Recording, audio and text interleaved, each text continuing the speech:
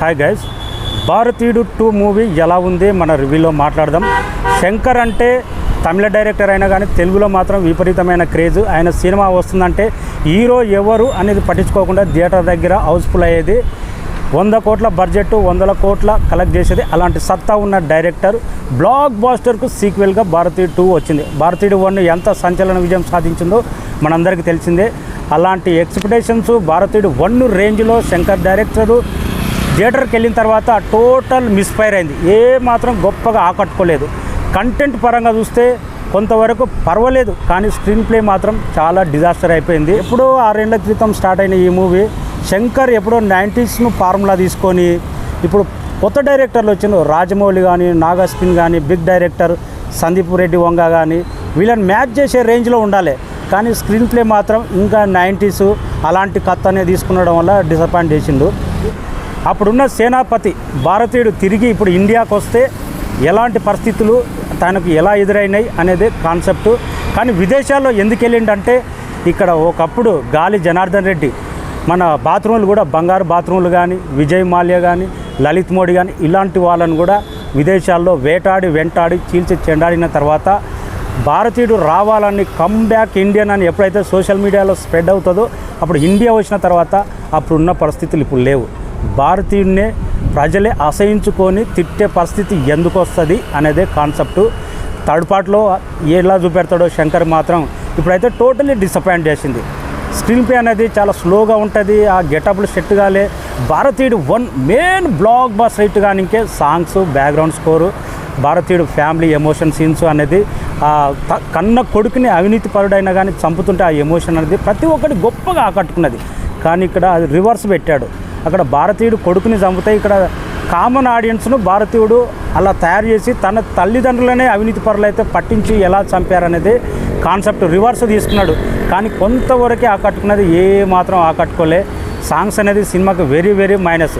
AR Rahman ఎందుకు తీసుకోలేదో కానీ టోటలీ డిసప్పాయింట్ చేసింది సాంగ్స్ మాత్రం. ఇంకా కాన్సెప్ట్ అయితే అసలు 3 గంటల పాటు సినిమా ఉంటే కమల్ హాసన్ జస్ట్ 50 నిమిషాలే ఉంటాడు. సినిమా మొత్తం థర్డ్ పార్ట్లో ఉంటాడేమో కమల్ హాసన్.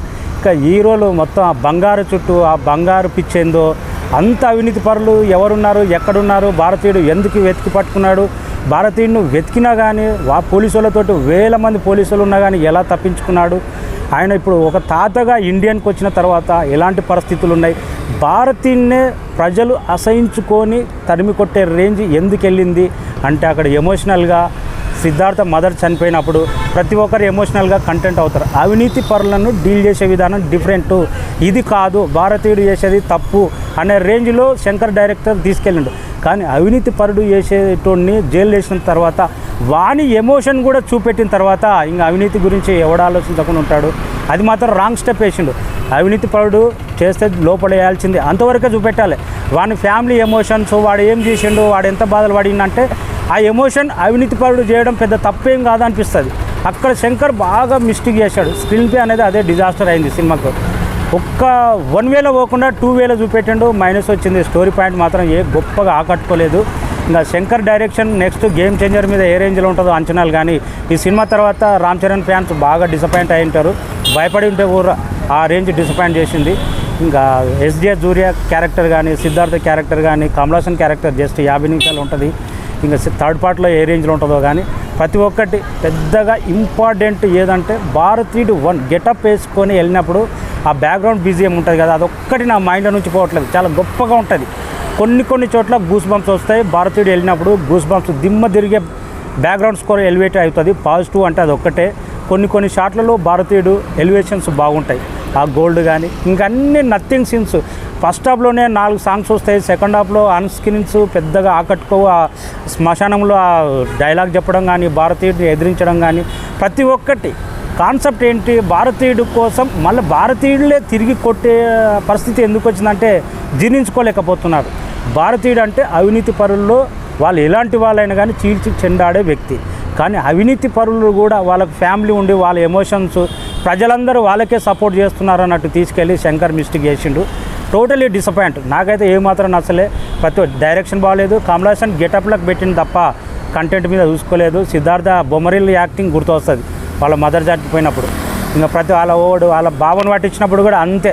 రివర్స్. అక్కడ తండ్రి కొడుకుని చంపితే ఇక్కడ మొత్తం ఒక గ్రూప్ను తయారు చేసి వాళ్ళ తల్లిదండ్రులను వాళ్ళ భావాలను అవినీతి పరులను పట్టించి అంతం చేయడం కాన్సెప్ట్ టోటలీ డిసప్పాయింట్ అనిపించింది నాకైతే. మిస్ఫైర్ అనుకున్నంత రేంజ్లో లేదు భారతీయుడు. ప్రతి ఒక్కటి మైనస్. వన్ హిట్ అయిందంటే ఫ్యామిలీ సెంటిమెంటు, సాంగ్స్, ప్రతి ఒక్కటి సాంగ్స్ కోసమే 10 సార్లు చూడవచ్చు. కానీ టోటలీ డిసప్పాయింట్, కథ డిసప్పాయింట్ అన్నీ. Thank you so much. నాకైతే నచ్చలే అబ్బా సినిమా అయితే.